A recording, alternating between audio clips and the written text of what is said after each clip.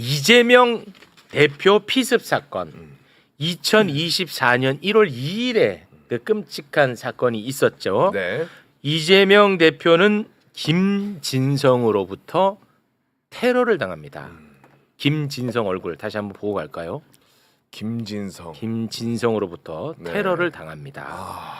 야당 대표 그것도 다음 유력한 대권 주자 이재명이라고 하는 인물이 진짜로 목숨을 잃을 뻔한 엄청나게 큰 사건이었어요. 맞아요. 그렇죠? 네. 그런데 너무 이상한 일들이 엄청나게 많이 발생을 합니다. 진상 규명이 안 된 상태에서 경찰이 갑자기 사건 현장을 물청소해 버려. 아 맞다. 이거는 진짜로 말도 안 되죠. 그렇죠. 네, 그리고 피습 당시 이재명 대표가 입고 있었던 그 와이셔츠 네. 거기에 칼이 찔려가지고 피도 묻고 해서 이 굉장히 중요한 증거거든요. 이거를 폐기물 업체에 버려버립니다. 야 이상하죠. 저 증거를. 이상해. 네. 그리고 나서 유력한 대권 주자고 야당 대표가 죽을 뻔했는데 갑자기 무슨 뭐 특혜 의혹 이런 걸로 언론 막 도배가 됩니다. 네. 그것도 이상하죠. 그렇죠. 그리고 범행 당일 김진성을 태워준 조력자가 있었거든요. 아 그 장소까지 예. 태워졌죠. 네. 그럼에도 불구하고 사건 발생 8일 만에 경찰은 김진성 단독 범행으로 결론을 지어버리고 끝냅니다. 이상하죠. 네. 그리고 국정원이 테러 지정 여부를 검토하기 위해서 경찰에 공조를 부탁을 합니다. 국정원에서요. 국정원에서 경찰에게 아 이거 테러인지 아닌지 우리가 확인을 해야 된다. 네. 그러니까 우리가 같이 좀 공조해서 이걸 좀 들여다봐야 되지 않겠느냐라고 해요. 네. 근데 경찰이 완벽하게 거절. 이상하죠. 네. 네. 이상한 게 정말 많았습니다. 그리고 이제 정권이 교체가 됐습니다. 네. 정권이 교체가 되고 윤석열은 이제 파면이 되고 다음 대선을 향해서 막 달려갑니다. 네. 그때도 이재명 후보를 향한 테러 제보가 많이 들어왔다 아 맞아요. 얘기했죠. 네. 그때 갑자기 국정원 법률특보 김상민이가 이 사건은 커터칼 미수 사건이었다. 거의 한 1년 지나서죠. 커터칼 미수 사건으로 규정하면서 테러를 지정하지 말 것을 건의를 합니다. 그래서 지정이 안 됐죠. 네. 이상하죠. 이 이상한 일에 의미를 좀 부여를 해야 되는데요. 대선 앞두고 이재명 후보의 경호 강화를 못하게 막는 효과가 있었던 거야. 그렇죠. 이상합니다. 네. 그런데 이 김상민이가 누굽니까? 김상민이는 김건희의 최측근이고 그렇죠. 검사 출신이고 네. 김건희가 공천을 주려고 했던 인물이고요. 그렇죠. 그리고 코인왕 존버킴에게 차량을 제공받은 인물. 아 맞다 그거 있었죠. 예. 네.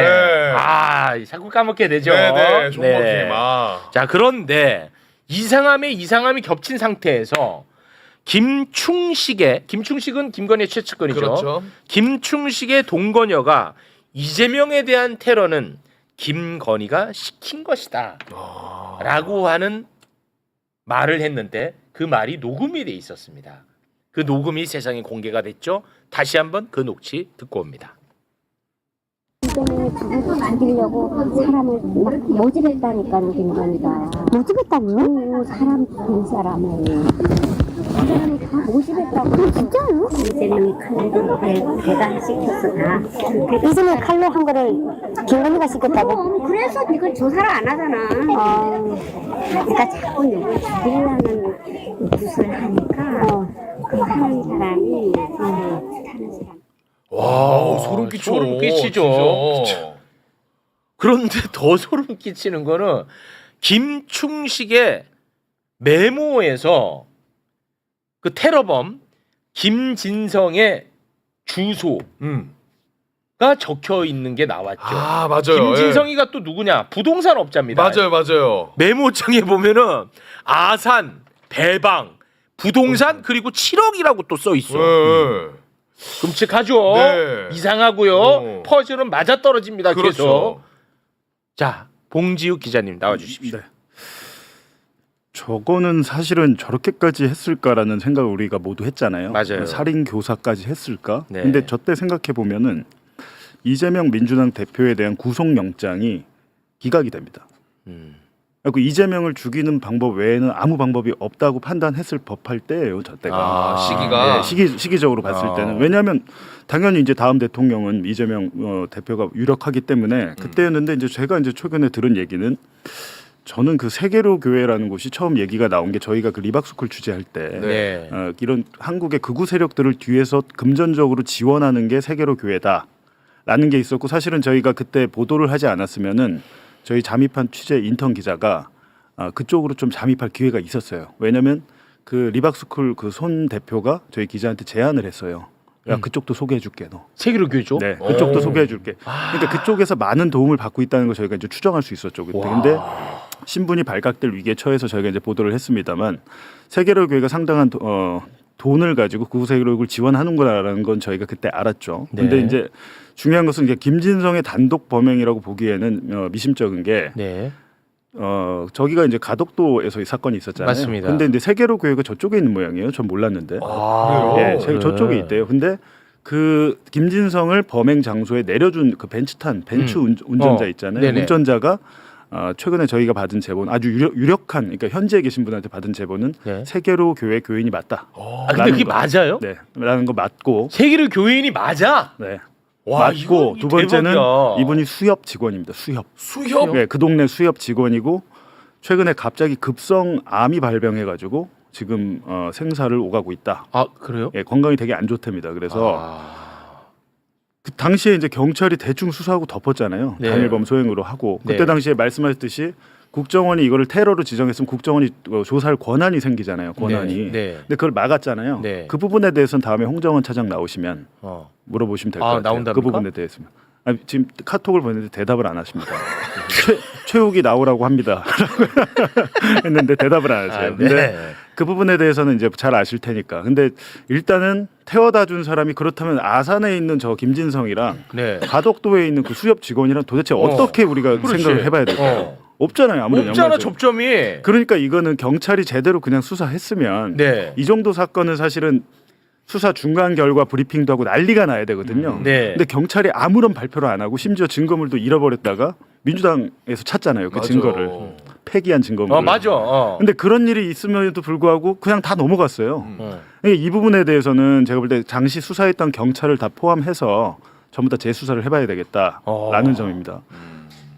수협 직원. 근데 만약 그분이 돌아가시면 어떻게 됩니까? 그러면 이건 미궁으로 예, 빠지죠. 그 완전 미궁에 빠지죠. 예. 그러면. 근데 그분이 아, 근데 계실 그분이 실제로 아픈 거는 맞나 보군요. 네. 아, 근데 이상하게 이 사건도 그렇고 이따 대북송금 사건도 그렇지만 많은 분들이 갑자기 돌아가십니다.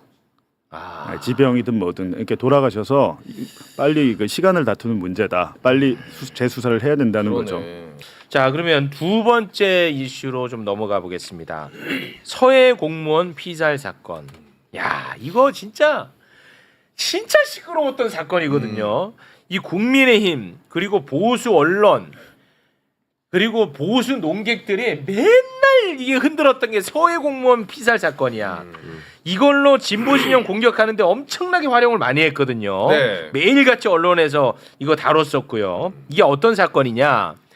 2020년 문재인 정부 때죠. 네. 2020년 9월에 해수부 공무원 이모 씨가 북한군에 의해서 사살되는 일이 발생했습니다. 굉장히 우리 대한민국으로서는 분노할 만한 사건이긴 하죠. 그렇죠. 당시 해경은요, 군 당국의 첩보를 근거로 해서 이 우리나라의 그 이모 씨가 월북 의사를 표명했다라고 발표를 합니다. 네. 문재인 정부의 해경에서. 해경에서. 네, 그때 그 해경의 모습 잠깐 보고 오겠습니다. 북측 민간 선박의 월북 의사를 표명한 구체적인 정황 등을 고려할 때 실종자는 월북한 것으로 판단됩니다. 자, 이렇게 이제 발표를 했거든요. 네. 그런데 이제 정권이 딱 바뀌자마자 윤석열 정부로 정권이 바뀌자마자 해경은 아무런 추가적인 증거 없이 갑자기 정반대의 발표를 해요. 월북 의사 없었다 라고 발표를 해버립니다. 똑같은 해경인데 정권만 딱 바뀌었어요. 그런데 증거가 추가적으로 나온 게 없어요. 자, 윤석열 정부의 해경 발표 잠깐 보고 오겠습니다. 종합적인 수사를 진행했으나 월북 의도를 인정할 만한 증거는 발견하지 못했습니다. 정반대네. 정반대야. 그래서 문재인 정부 이 새끼들이 이거 완전히 사건 조작했다고 난리를 친 거였어요. 아. 근데 윤석열의 국정원이 문재인 정부 시절의 국정원장들을 국정원의 자료를 삭제할 것을 지시했다는 이유로 고발을 했어요. 그게 누구냐? 서훈 전 국정원장 그리고 매불쇼에 나오는 박지원 전 국정원장 고발을 해버렸어. 아, 네. 그래서 지금도 재판을 받고 있습니다. 그런데 국정원 감사 결과가 이번에 나왔어. 어제. 아, 그럼 삭제를 뭐 지시했냐 뭐 이런 거 있어서. 어제 나온 거야. 네. 그런데 결론적으로 얘기하면요. 국정원이 자신들의 전 국정원장을 고발했잖아. 네. 이 고발 윤석열이가 시킨 것이다. 그렇게. 그리고 자료 삭제된 거 단 하나도 없더라. 와. 근데도 불구하고 당시 윤석열이가 나 모르는 일이야 라고 이야기를 해. 그래요? 그때 그 새빨간 거짓말을 했던 윤석열 다시 한번 보고 오겠습니다. 공무원 사건 결과 뒤집힌 거 대통령 직접 입장 궁금하고요. 뭐 내가 직접 관여하는 문제는 아니고 저도 뭐 정확하게는 그 디테일한 건 잘 모르겠습니다.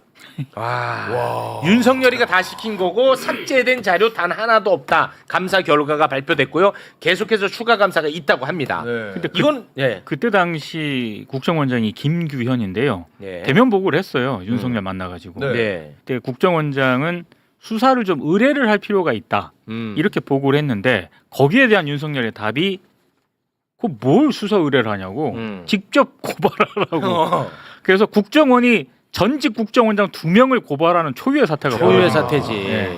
이상했거든요 그때부터. 네. 근데 윤석열의 지시였다는 게 이번에 나온 거죠. 네, 그때 이게 진짜 시끄러웠어. 근데 그때부터 지금까지 나는 박지원 의원님이랑 같이 방송을 많이 해갖고 내가 나올 때마다 물어봤어요. 네. 솔직히 삭제하셨죠? 내가 맨날 그렇게 했단 말이야. 근데 박지원 의원님이 되게 여유 있더라고. 그 말도 안 되는 얘기고 그리고 그 지울 수 있는 시스템이 안 된다는 거야. 그게 계속 그 얘기를 이번에 했었거든. 보셨잖아요. 비화폰도 안 지워지잖아. 예, 안 지워지더라고. 정원에서 그게 예. 처음부터 날조된 사건입니다, 저거 진짜로. 근데 이 서해 공무원 사건 보니까 1심 아직 판결 안 나왔는데 네. 지규현 판사가 재판장이더라고요.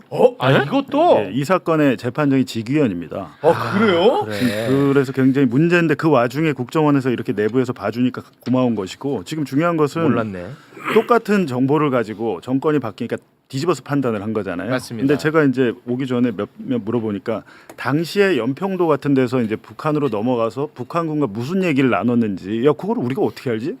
우리 일반인들은 잘 모르잖아요. 그렇죠. 근데 우리가 777 부대라는 곳이 있어요. 777 부대라는 곳이 이제 감청. 대북 감청 부대입니다.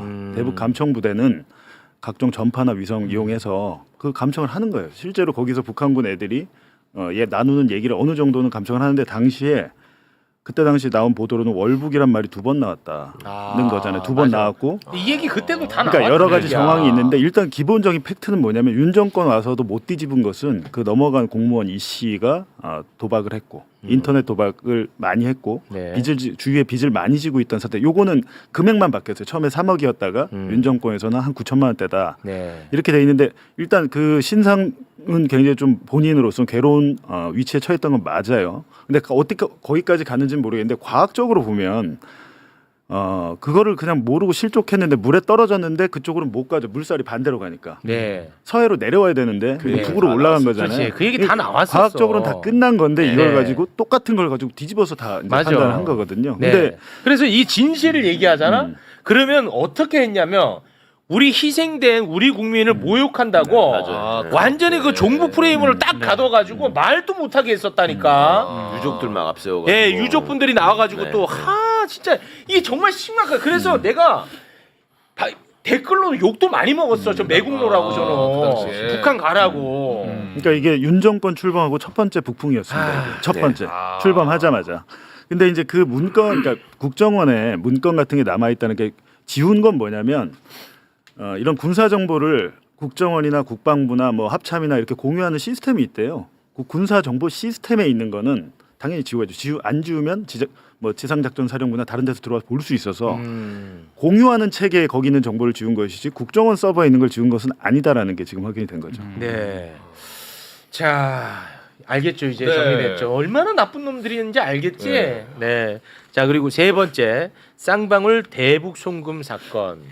요거는 좀 사실은 제일 길게 해야 되는데 시간 관계상 좀 짧게 하겠습니다. 이 처음에는 이재명 대표를 잡아 넣으려고 변호사비 대납으로 걸고 시작한 거예요. 최초로는요. 예. 어찌됐든 이재명을 잡아 넣어야 되니까. 근데 나오는 게 없는 거야. 그러니까 갑자기 대북 송금으로 틀어가지고 수사를 하게 된 겁니다. 그러니까 이제 검찰 입장에서는 주가 조작을 위해서 대북 사업을 하려고 했던 쌍방울 관계자들 얘네들의 증언이 필요한 거야. 이건 대북 송금은 주가 조작이 아니고 이재명을 위한 것이었다. 이 한마디가 필요했던 거야. 그래서 나왔던 게 연어 술 파티 의혹 해유 사건. 우리가 많이 얘기했었지. 근데 증거가 없다고 또 검찰에서 저 새끼들 또 엉뚱한 소리 한다.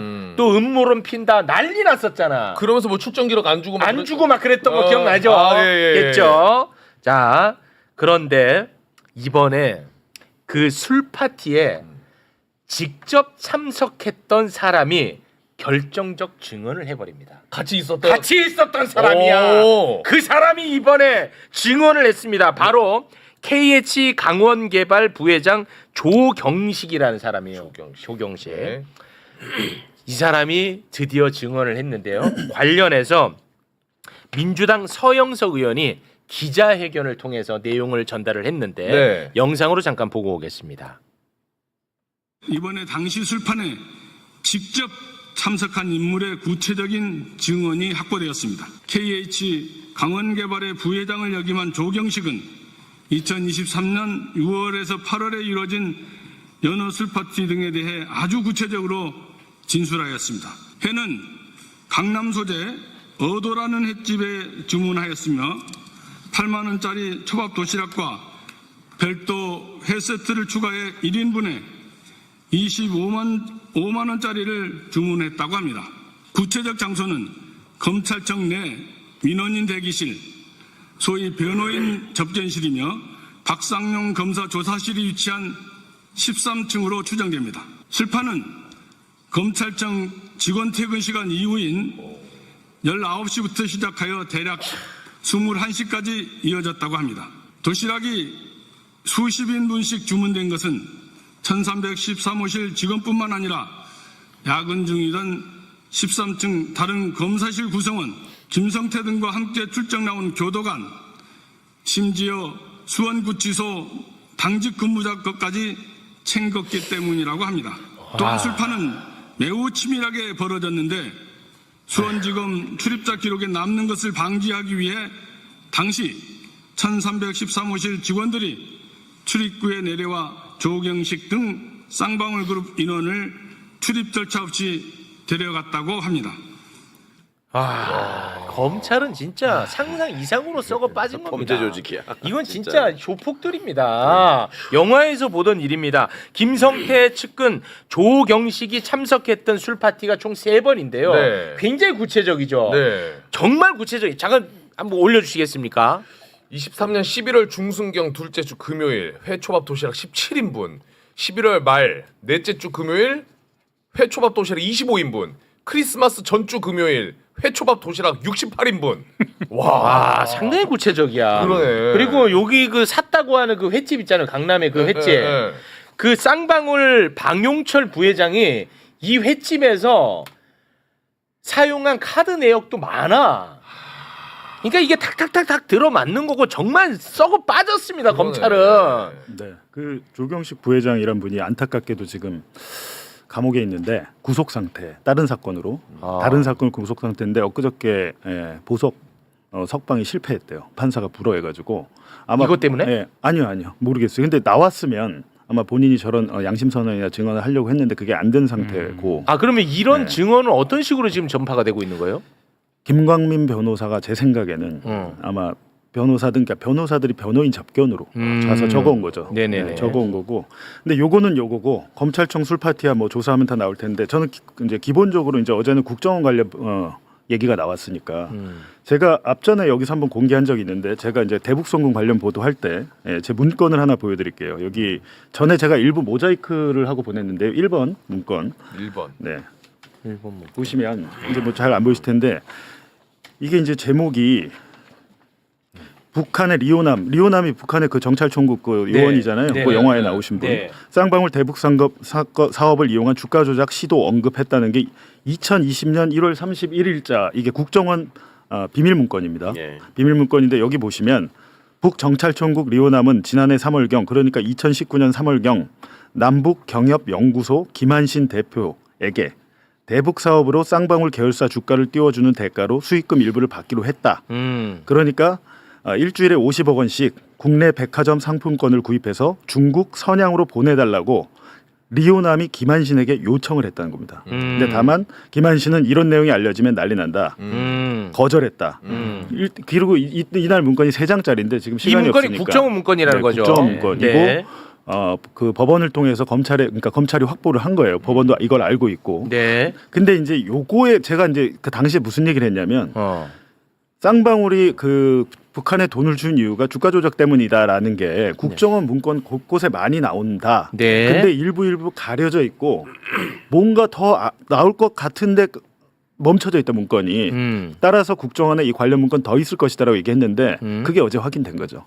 보니까 이제 기간을 한정해가지고 처음에 이제 법원에서 영장이 나올 때 기간을 한 1년 정도밖에 안 했는데 앞뒤로 보니까 더 있더라라는 걸 국정원에서 확인을 한 거죠. 그러니까 이거는 뭐 대북 방문을 위한 어떤 뭐 대가가 아니고 쌍방울이 그냥 자기들의 대북 사업. 근데 그렇습니다. 그 대북 사업이란 것은 쌍방울이 뭐 히토류를 개발을 어떻게 합니까? 주가 조작하려고. 말도 안 되는 거고. 근데 주가 조작이란 것인데 중요한 것은 여기 김한신 대표님이 대북 사업가. 안타깝게도 돌아가셨어요. 아 그래요 또. 네, 돌아가셔가지고 사실은 제가 통화할 때는 대표님 이거 이화영 부지사 재판에 나가셔서 증언을 한번 해주신 게 어떻겠습니까? 진실을 얘기해달라. 근데 유일하게 돌아가시기 전에 저랑 통화한 게 있습니다. 네, 통화한 게 한 40분 정도 있는데 관련해서 이제 이 문건을 제가 말씀드려요. 대표님 보니까 대표님이 그 리오남이랑 이렇게 해서 국정원에 뭐 보고하신 거 있어요? 하면서 이 내용을 제가 말씀드려요. 네. 그러니까 거기에 대해서 대답하신 부분이 있거든요. 네. 녹음 파일 제가 이거 오늘 녹음 파일 최초 네, 이거는 공개입니까? 뉴스타파에서 공개 안 한 겁니다. 최초 네. 공개입니다. 아니, 자, 돌아가셨기 때문에 네. 남은 육성 이게 이제 유일한 증거예요 지금. 자 대북 사업가 김한신 님과 네. 봉지욱 기자가 2024년에 통화한 내용입니다. 네. 이 통화만 들어보면 알 겁니다. 북한의 리오남에게 돈을 주는 것은 이재명과 전혀 관련 없고 쌍방울의 주가 조작과 관련이 있다라는 게 여기 안에 다 들어가 있습니다. 자, 그 녹취 함께 듣겠습니다. 네, 걔들이 그냥 출장 명령서만 주면 그냥 그 훈돈으로 나오면 되니까 우리가 만나는 거를 이제 중국에서 블라디를 변경을 하고 그 블라디에서 이제 계속 만나왔었죠. 나는 뭐 저기 저 통일부에 신고하고 네, 다 하고서 만나지 그냥 만나는 국정원 문건인데 그 검찰이 국정에서 압수수색을 해서 받아온 건데요. 여기다가 이게 무슨 허위 사실을 적었을 확률이 적겠네요. 그러면. 그렇죠. 우리가 뭐 정기적으로 우리가 뭐 보고서를 내는 거는 만나고 나오면 보고서를 쓰는 거니까 그 뭐 국정원에 준 게 아니고 통일부에다 내면 통일부에서 국정원하고 자동으로 다 공유를 하잖아요. 그러면 여기서 중요한 대목이 뭐냐면 리오남이 쌍방울하고 계열사 주가를 띄워준 대가로 수익금 일부를 받기로 이미 약속했다. 그런데 그 돈을 내가 받아야 되는데 그 방법을 백화점 상품권을 구입해서 좀 해달라. 이거. 근데 그런 거는 왜냐면 자금이 이제 세탁도 안 되고 뭐 의야 송금도 안 되고 그럴 때니까 그렇게 해줄 수 있겠냐. 그래서 내가 나 그건 못한다.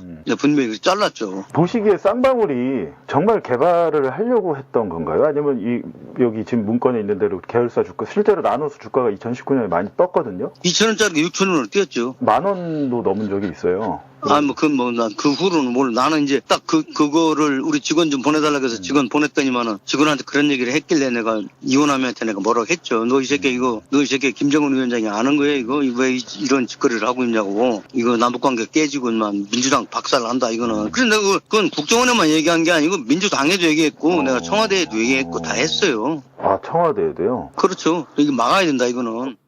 와, 야, 이거 왜 그 법원에 제출 안 됐어? 이거를 이제 저분이 와서 직접 증언을 하셔야 증거가 되지. 아. 이제는 돌아가셨으니까 이제 한 가지 희망은 여쭤봤을 때 처음에 리오남이 이 백화점 상품권으로 쌍방울 주가 조작 수익금 우리한테 보내라라고 한 게 네. 이분의 밑에 직원한테 직원이 리오남을 만나서 김한식 대표한테 보고를 하니까 김한식 대표가 리오남을 또 만나거나 통화를 했을 거 아니에요. 네. 그래서 야 안 돼 그렇게는 안 돼 우리 다 망해라고 했다는 게 이제 중요한 것이고 두 번째는 국정원 문건은 우리가 보고한 대로 그대로 나왔기 때문에 이건 사실이다라고 지금 인정을 하신 거고 또 한 가지는 지금 청와대에도 보고를 했다는 거잖아요. 그렇죠. 아마 제가 보기에는 시민사회 수석 쪽에 보고를 했을 것 같은데 쌍방울이 지금 주가 조작 대북 사업으로 장난을 치고 있다는 보고가 청와대에도 갔다는 건데 당시는 문재인 청와대였죠. 그러니까 그게 만약에 이제 청와대에서 공식적으로 보고를 받았으면 청와대에도 대통령 기록물에 관련 문건이 남아있을 확률이 그래? 있다는 것이죠. 아, 문재인 청와대를 얘기하는 거였어요, 그렇죠. 저기서? 네. 문재인 청와대 때니까. 아까 저 자막에 좀 오해가 있어. 통일교라고 자꾸 나오는데 통일부, 그러니까. 통일부. 아, 통일부. 예, 아, 이게. 요즘 하도 통일교가 통일교. 나오니까 네, 알겠습니다. 그렇게 하시고.